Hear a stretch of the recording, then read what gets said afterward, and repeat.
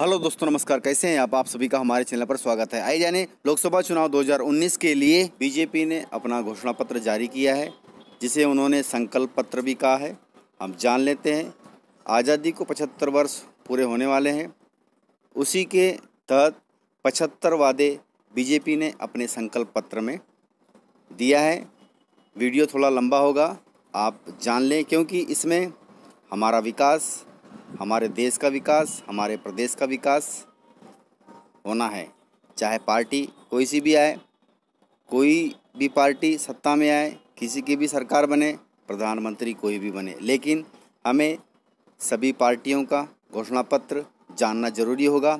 उसके बाद हम उस पर डिस्कस करेंगे कि कौन सा घोषणा पत्र अच्छा है, चाहे वो कांग्रेस का हो या फिर बीजेपी का हो। दो बड़ी राष्ट्रीय पार्टियां हैं। अभी फ़िलहाल इन्हीं का बोलबाला है, जिनका प्रधानमंत्री हमें चुनना है। तो चलिए देख लेते हैं पूरे 75 वादे, जिसमें हमारा भी स्वार्थ निहित होगा। देश का स्वार्थ तो हमारा स्वार्थ, और स्वार्थ के लिए आदमी बहुत कुछ कर लेता है। तो चलिए देखते हैं। आज़ादी के 75 वर्ष होने पर बीजेपी ने 75 संकल्प अपने घोषणा पत्र में दिए हैं। 9 मार्च 2019 का अपडेट है। जानते हैं। यदि आपको वीडियो अच्छा लगे तो लाइक ज़रूर करिएगा और इत्मीनान से समझें, इत्मीनान से वीडियो देखें, क्योंकि इसमें हमारा विकास भी जुड़ा है। लोकसभा चुनाव के लिए बीजेपी का घोषणा पत्र, बीजेपी मैनिफेस्टो 2019। भारत की आज़ादी के 75 साल के लिए बीजेपी ने किए 75 वादे। वर्तमान केंद्र सरकार अर्थात मोदी सरकार अर्थात बीजेपी सरकार पिछले 5 वर्षों में एक मजबूत, निर्णायक, पारदर्शी एवं संवेदनशील सरकार दी है। साथ ही 2019 के लोकसभा चुनाव में लोगों से आशीर्वाद भी मांगा है। बीजेपी ने लोकसभा चुनाव के लिए संकल्प पत्र में भारत की आज़ादी के 75 साल के लिए 75 वादे किए हैं। जानते हैं ये 75 वादे क्या हैं। हर क्षेत्र में उन्होंने कहा है। अपन बात करते हैं पहले कृषि की। कृषि में क्या होगा, पहले भी उन्होंने कहा है कि 2022 तक किसानों की आय दोगुनी की जाएगी। इसके लिए वे कार्य भी कर रहे हैं, लेकिन इतना आसान नहीं है कि किसानों की आय 2022 तक दुगनी कर दी जाए। उसके लिए सरकार को मूलभूत व्यवस्थाएं बढ़ानी पड़ेगी, चाहे वो सिंचाई हो या फिर उनकी फसलों का मूल्य हो। देखते हैं। पहला वादा, 2022 तक किसानों की आय दोगुनी करने का लक्ष्य। दूसरा, 10,000 नए किसान उत्पादक संगठनों का गठन में सहायता। तीसरा, ई-नाम ग्राम और प्रधानमंत्री आशा योजना के जरिए न्यूनतम समर्थन मूल्य प्राप्त करने के लिए पर्याप्त बाजार अवसर, मतलब आपकी जो भी फसल है उसके लिए पर्याप्त बाजार, ई-नाम, ये सब कृषि से संबंधित अपडेट है। चौथा, प्रधानमंत्री किसान सम्मान निधि योजना के अंतर्गत सारे किसानों को वित्तीय सहायता सुनिश्चित करने की दिशा में कार्य। उन्होंने कहा है कि 6,000 रुपये जो हम प्रधानमंत्री किसान सम्मान निधि योजना के तहत लघु और सीमांत किसान को दे रहे हैं, वे अब सभी किसानों को देंगे। मतलब 6,000 रुपये सालाना देश के सभी किसानों को यह सुविधा मिलेगी। 60 वर्ष की आयु के उपरांत सामाजिक सुरक्षा सुनिश्चित करने के लिए छोटे और सीमांत किसानों हेतु पेंशन योजना। छोटे और सीमांत किसानों के लिए जिनकी उम्र 60 वर्ष होगी उनको पेंशन देगी सरकार, ये उन्होंने संकल्प पत्र में कहा है। छठा, प्रधानमंत्री सिंचाई योजना के अंतर्गत सभी सिंचाई परियोजना पूरी करने की दिशा में काम। प्रधानमंत्री कृषि सिंचाई योजना बहुत ज़रूरी योजना है, क्योंकि 1999 में जब अटल बिहारी वाजपेयी देश के प्रधानमंत्री थे तो उन्होंने यह योजना लॉन्च की थी। लेकिन जब दूसरे कुछ वर्षों बाद देश में कांग्रेस की सरकार आई तो उन्होंने नदियों को जोड़ने का अर्थात प्रधानमंत्री किसान सिंचाई योजना पर रोक लगा दी, लेकिन अब पुनः मोदी सरकार आई है, उन्होंने इस पर काम किया है और इसके अंतर्गत बड़ी बड़ी नदियों को आपस में जोड़ा जाएगा और जितना पानी हमको बारिश के दौरान मिलता है वो पानी को बाहर समुद्र में न भेजते हुए नदियों को जोड़ करके किसानों के खेतों तक पहुंचाया जाएगा।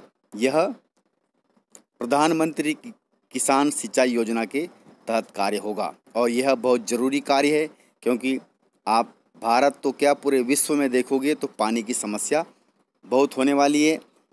आगे आने वाली पीढ़ी के लिए भी पानी बहुत मुश्किल होगा, इसलिए हम अभी से पानी बचाएं और सरकार भी इस पर काम कर रही है और करना भी चाहिए।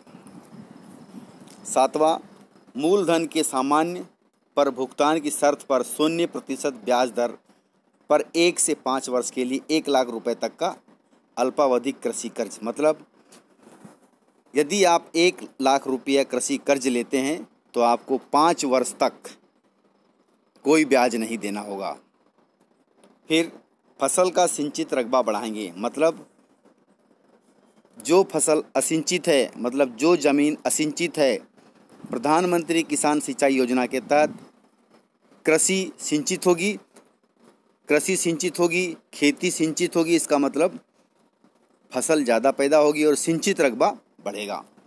भूमि रिकॉर्ड के डिजिटलीकरण की दिशा में कार्य, जो भी भूमि नापने का कार्य है उसके लिए मोबाइल से या फिर डिजिटाइजेशन होगा, जिसके तहत आपको सारी जानकारी मोबाइल पे, कंप्यूटर पे मिल सकती है। आप अपने मोबाइल से ही ज़मीन का सीमांकन कर सकते हैं। यह सुनिश्चित करने का प्रयास करेंगे कि हर एक गांव हर मौसम से सड़क से जुड़ा हो, मतलब हर गांव में एक दमदार जोरदार सड़क पहुंचाएगी सरकार, या उन्होंने संकल्प पत्र में कहा है और बहुत ज़रूरी भी है। सड़क, पानी, बिजली ये मूलभूत सुविधाएं हैं। यह काम सरकार का होता है, अपनी जनता के लिए किस प्रकार से ये पहुंचाती है। फिर नई मत्स्य संपदा योजना के अंतर्गत भंडारण क्षमता और अन्य बुनियादी ढांचे की उपलब्धता सुनिश्चित कर अधिक से अधिक मछुआरों की सहायता। मत्स्य पालन पे सरकार ने अभी पिछले बजट में जो 1 फरवरी 2019 को बजट हुआ था उसमें मत्स्य किसानों के लिए योजना लॉन्च की थी। उसी के तहत उन्होंने इस पर और जोर दिया है और इसमें वो पैसा भी खर्च करेंगे। अपशिष्ट जल का पुनः उपयोग और तरल कचरे का 100% व्यवस्थापन। अपशिष्ट जल मतलब जो भी टॉयलेट के माध्यम से या जो जल बेकार हो जाता है, जो नदी नालों में बह जाता है, उसको पुनः शुद्धिकरण कर ऐसे प्लांट लगाए जाएंगे ताकि उसका उपयोग पुनः हो सके। किसी भी कारण से इसको जनरली रिसाइकल बोलते हैं। जैसे हमने प्लास्टिक की पन्नी या पानी की बोतलें फेंक दिया है, और आजकल क्या होता है बहुत सारे देश में रिसाइकल प्लांट बन गए हैं, जिसके तहत ऐसे कई एनजीओ काम कर रहे हैं जो प्लास्टिक की बोतल, पॉलीथीन को पुनः गला करके फिर उनको नया रूप दे करके मार्केट में दे रहे हैं। तो इस प्रकार से हर चीज़ का रिसाइकल होना चाहिए और सरकार जल को भी, जो अपशिष्ट जल है उस पर भी रिसाइकल का काम करेगी। युवा और शिक्षा, ये अभी इसके पहले कृषि पे उन्होंने इतनी सारी बातें कही हैं, बात समझने वाली है, आपको मैं पूरी अच्छी तरह से समझा रहा हूँ। अब हम देखेंगे युवा और शिक्षा। सभी माध्यमिक स्कूलों को ऑपरेशन डिजिटल बोर्ड के तहत लाने की दिशा में कार्य, मतलब जितने भी माध्यमिक स्कूल है सबका डिजिटलाइजेशन होगा। फिर revitalising of infrastructure and system in education के जरिए उच्च शिक्षा में 1 लाख करोड़ रुपए का निवेश। जो भी उच्च शिक्षा होती है, उच्च शिक्षा मतलब जितने भी डिग्री होती है, MBA, BTech, MTech, स्नातकोत्तर, जितने भी हाई एजुकेशन होता है, वेल एजुकेटेड जो छात्र हैं उनको ज़्यादा समझ में आता होगा, उसके लिए सरकार 1 लाख करोड़ रुपए का निवेश मतलब फंड शिक्षा में लगाएगी। उत्कृष्ट प्रबंधन संस्थानों में सीटों की संख्या बढ़ाने की दिशा में काम। जो बड़े बड़े संस्थान हैं जहाँ पे देश के लिए ऐसे ऐसे काम होंगे, जहाँ पे देश का नाम ऊंचा हो, उसके लिए भी सरकार काम करेगी। उत्कृष्ट इंजीनियरिंग संस्थानों में सीटों की संख्या बढ़ाने की दिशा में कार्य। इंजीनियरिंग जो संस्थान है, जैसे बीटेक हो गया, पॉलिटेक्निक हो गया, आईआईएम और आईआईटी, ऐसे संस्थानों में इंजीनियरिंग की जो सीटें हैं वे भी बढ़ाएगी सरकार। उत्कृष्ट विश्वविद्यालय संस्थानों में सीटों की संख्या बढ़ाने की दिशा में कार्य, मतलब सभी क्षेत्रों में, चाहे वो इंजीनियरिंग हो या फिर विश्वविद्यालय, पीजी कॉलेज हो, इनमें सीटें बढ़ाएगी ताकि शिक्षा का स्तर बेहतर हो सके। प्रत्येक ब्लॉक में कम से कम एक अटल टिकटिंग लैब की स्थापना होगी। फिर नई उद्यमशील उत्तर पूर्व योजना के तहत पूर्वोत्तर के तहत एमएसएमई क्षेत्र को वित्तीय सहायता और रोजगार सृजन को बढ़ावा दिया जाएगा।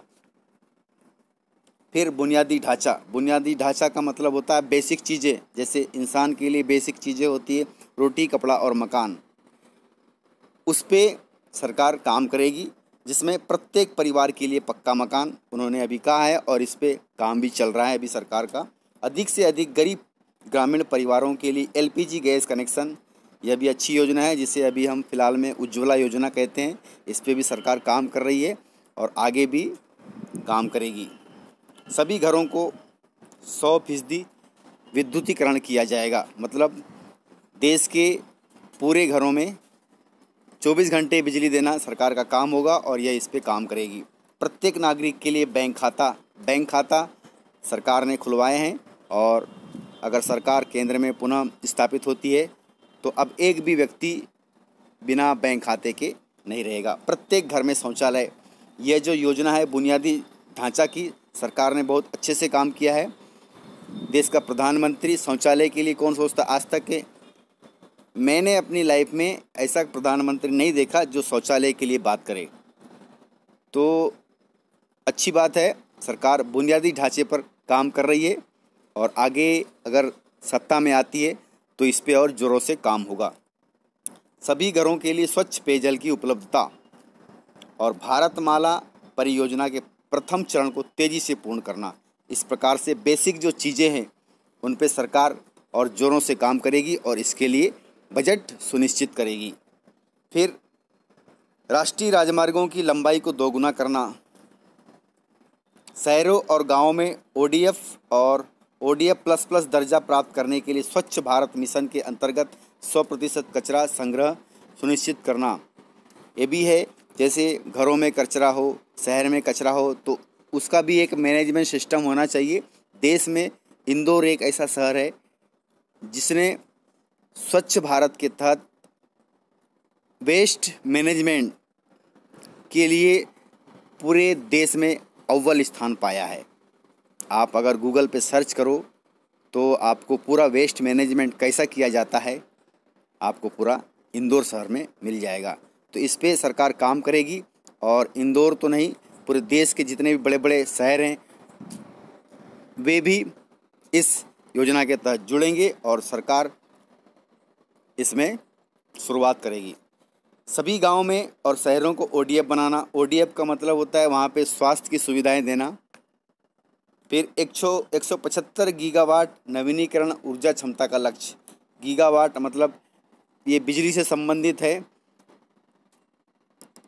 उसके बाद पेट्रोल में 10% एथेनॉल के मिश्रण के लक्ष्य के प्राप्त करने के लिए सभी प्रयास।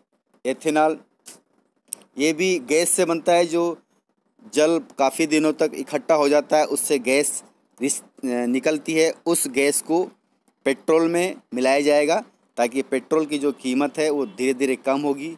इस पे सरकार ने पहले कहा था लेकिन इस पर काम नहीं हुआ है।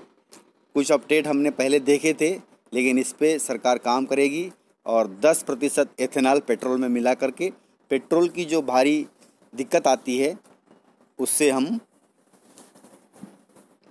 ठीक हो सकते हैं। फिर प्रत्येक ग्राम पंचायत को high speed optical fibre network से जोड़ा जाएगा। ऑप्टिकल फाइबर का मतलब होता है इंटरनेट सुविधा जो भी है देश के हर गांव में पहुंच जाएगी और आपको 4G 5G डाटा आपको आराम से सुविधाजनक मिल सकता है। प्रमुख नगरों और छोटे नगरों में पाइप से रसोई गैस की आपूर्ति। उसके बाद जल प्रबंधन के कार्यों को एक साथ ला एक नए जल मंत्रालय का निर्माण। जल के लिए सरकार को काम करना बहुत ज़रूरी होगा, क्योंकि आने वाले पीढ़ी के लिए आने वाले समय में पानी एक विकराल समस्या धारण कर सकता है। इसलिए हम भी ऐसा करें, अपने घरों में भी हम बूंद बूंद टपकते हुए पानी को बचा सकते हैं, जिससे हम हमारे बच्चे और आने वाली पीढ़ी के लिए हम एक काम करें ताकि उनका भविष्य सुधर सके। इस प्रकार से बेहतर हवाई संपर्क के लिए परिचालन हवाई अड्डों की संख्या को बढ़ाकर 150 करने का लक्ष्य, बंदरगाहों की क्षमता को बढ़ाकर 2500 करोड़ टन वार्षिक करने का लक्ष्य। उसके बाद रेलवे में भी उन्होंने कहा है 2022 तक सभी व्यवहार रेल पटरियों का ब्रॉड गेज में परिवर्तन सुनिश्चित करना। 2022 तक सभी रेल पटरियों का विद्युतीकरण कर हर संभव प्रयास करना। देश भर में स्मार्ट रेलवे स्टेशनों का निर्माण, सभी प्रमुख रेलवे स्टेशनों पर वाईफाई की सुविधा। फिर आयुष्मान भारत के अंतर्गत 1.5 लाख स्वास्थ्य एवं वेलनेस केंद्र। फिर 75 नए मेडिकल कॉलेज, स्नातकोत्तर मेडिकल कॉलेजों की स्थापना का आरंभ। ये रेलवे के तहत होगा और रेलवे को सरकार बहुत मजबूत बनाने वाली है। आपने देखा होगा बुलेट ट्रेन के लिए भी बात चल रही है और कुछ ही वर्षों में बुलेट ट्रेन भी हमारे देश में आ जाएगी और ये समुद्र के अंदर से जाएगी। हमने सोचा नहीं था, लेकिन यह होने वाला है। फिर गरीबों के लिए उनके दरवाज़ों पर ही गुणवत्तापूर्वक प्राथमिक चिकित्सा सेवा सुनिश्चित करने के उद्देश्य से सभी स्वास्थ्य एवं वेलनेस केंद्रों पर टेलीमेडिसिन एवं डायग्नोस्टिक लेबोरेटरी उपलब्ध कराने का लक्ष्य। मतलब हर गांव में ये व्यवस्था होगी ताकि आपको सारी सुविधा मिल सके। बाल परिचर्चा केंद्रों की संख्या को 3 गुना बढ़ाने की दिशा। बच्चों के लिए जो कैरियर काउंसलिंग होते हैं, कैरियर काउंसलर होते हैं, उनका भविष्य उनसे किस प्रकार से व्यवहार किया जाए, इस पे भी चर्चा करेगी सरकार और हर पंचायत में इसके लिए कुछ समिति का गठन करेगी। फिर क्षय रोग के मामलों में कमी करना। क्षय रोग बड़े भयंकर रोग होते हैं, आजकल तो कम दिखाई दे रहे हैं, लेकिन फिर भी इस पे सरकार काम करेगी और देश से क्षय रोग का खात्मा करेगी सरकार। प्रशिक्षित डॉक्टर और जनसंख्या का अनुपात 1:1400 होगा। मतलब 1400 की जनसंख्या के ऊपर एक डॉक्टर सुनिश्चित किया जाएगा। मतलब डॉक्टरों की भर्ती करेगी सरकार। अभी यह आंकड़ा बहुत बड़ा है, मतलब लाखों जनसंख्या के ऊपर एक डॉक्टर है अभी देश में। फिर कुपोषण पे सरकार काम करेगी। कुपोषण पे सरकार ने बहुत काम भी किया है, चाहे वो पिछली सरकारें भी हो। जिस प्रकार से पोलियो देश से नष्ट होने वाला है और इसके लिए बहुत से हमारे सेलिब्रिटी भी एडवर्टाइज देते हैं और इसी प्रयास के कारण पोलियो देश से नष्ट हो चुका है। फिर अर्थव्यवस्था चाहे वो घर की अर्थव्यवस्था हो, इंसान की अर्थव्यवस्था हो, प्रदेश की हो या फिर देश की हो, तो उस पर सरकार काम करेगी। Ease of doing business ranking में भारत की रैंक और भी बेहतर बनाने का लक्ष्य। विनिर्माण से जीडीपी की हिस्सेदारी बढ़ाने की दिशा में काम। फिर विनिर्माण क्षेत्र से जीडीपी की हिस्सेदारी बढ़ाने की दिशा में काम। कुल निर्यात दोगुना करने की दिशा में, मतलब ज़्यादा से ज़्यादा हम अपने देश का जो खाद्यान्न है या कुछ भी चीज़ हमारे देश में बनता है उसको ज़्यादा से ज़्यादा विदेशों में बेचना। उसके बाद राष्ट्रीय व्यापारी कल्याण बोर्ड गठित करके और खुदरा व्यापार नीति तैयार करेंगे। सूक्ष्म माध्यम और लघु उद्योग के लिए एकल खिड़की अनुपालना और विवाद समाधान प्रणाली तैयार करने की दिशा में कार्य। अर्थव्यवस्था के लिए सरकार बहुत अच्छी काम कर रही है और विदेशों के जितने भी राष्ट्राध्यक्ष हैं उन्होंने मोदी सरकार की अर्थव्यवस्था को अच्छे नंबर दिए हैं। और आगे देखते हैं। सुशासन के लिए प्रत्येक व्यक्ति को 5 किलोमीटर के भीतर बैंकिंग सेवाएं उपलब्ध कराना। मतलब हर 5 किलोमीटर आपको बैंक मिल जाएगी। अभी भी है, लेकिन कहीं कहीं दूर दराज के गाँव में इस प्रकार की व्यवस्था नहीं है, तो उस पर सरकार काम करेगी। अदालतों का संपूर्ण डिजिटलीकरण और आधुनिकीकरण करवाएगी सरकार।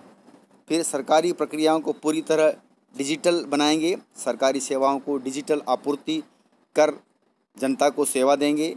वायु प्रदूषण के वर्तमान स्तर को कम करने की दिशा में, वायु प्रदूषण भी एक बहुत बड़ी समस्या है। आपने दिल्ली में देखा होगा कि वहाँ पर भी जितनी भी जनता है, जितनी भी पब्लिक है, सुबह या शाम के समय एक मास्क लगा के घूमते हैं। जब जब आपने टीवी पे देखा होगा, ये भी एक बहुत बड़ी समस्या है। भगवान न करे कि देश की वायु इस प्रकार से दूषित हो और हमारा जीना दूभर हो जाए। तो इस पे सरकार काम करेगी। फिर वायु प्रदूषण कम करने के लिए फसल अपशिष्ट का जलाना पूरी तरह बंद करने की दिशा में काम। आपने भी सुना होगा कि कई राज्यों में फसल कटने के बाद में जो उसका पाला बचता है उसको किसान जला देते हैं। उसको बंद करेगी सरकार, जिससे वायु प्रदूषण कम हो सके।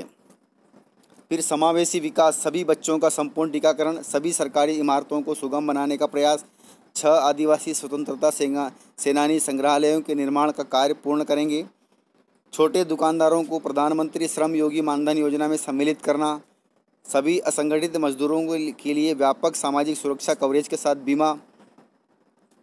मतलब टोटल 75 वादे हैं। जो आपके काम के हैं वो मैंने आपको अच्छे से बताया है। और सरकार शिक्षा, कृषि, बेरोजगार, महिला सब पे काम करेगी। महिलाओं के लिए उन्होंने कहा है महिला कार्यबल भागीदारी दर बढ़ाने की दिशा में काम। 3 तलाक के विरुद्ध कानून बनाकर मुस्लिम महिलाओं के लिए न्याय सुनिश्चित कराना। 3 तलाक के लिए सरकार ने लोकसभा में ये बिल लाया था। लोकसभा में यह बिल पास भी हो चुका है, लेकिन राज्यसभा में सरकार के पास उतने सांसद नहीं हैं, इसलिए राज्यसभा में यह पास नहीं हुआ है। अब अगले बार जब सरकार सत्ता में आती है तो हो सकता है यह बिल दोनों सदनों में पास हो सकता है। सांस्कृतिक धरोहर 2022 तक स्वच्छ गंगा का लक्ष्य।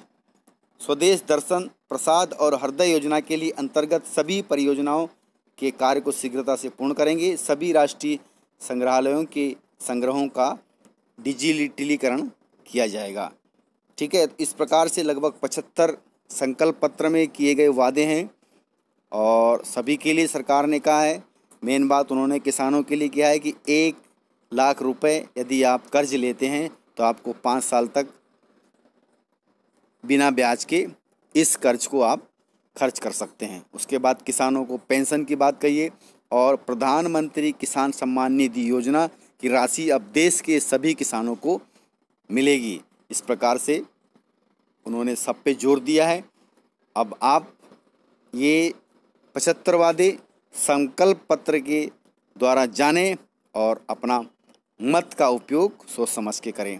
हम अगले वीडियो में कांग्रेस का जो संकल्प पत्र है और बीजेपी का संकल्प पत्र है, दोनों का रियलिटी टेस्ट करेंगे और जानेंगे कि कौन सा बेस्ट होगा। आप मुझे कमेंट करके बता सकते हैं कि बीजेपी का संकल्प पत्र किस प्रकार से रहा। तो इस प्रकार से जानकारी थी। यदि आपको वीडियो अच्छा लगा हो तो लाइक जरूर करिएगा और अभी तक आपने चैनल को सब्सक्राइब नहीं किया है तो इसी प्रकार की खबरों के लिए YouTube channel more creative red button दबाकर सब्सक्राइब कर लें तथा नेक्स्ट वीडियो के लिए बेल आइकन पर क्लिक कर दें ताकि अगले वीडियो का नोटिफिकेशन आपको शीघ्रता से मिले। मिलते हैं सर अगले इसी प्रकार आपके काम की खबर के साथ। तब तक के लिए जय हिंद, जय भारत।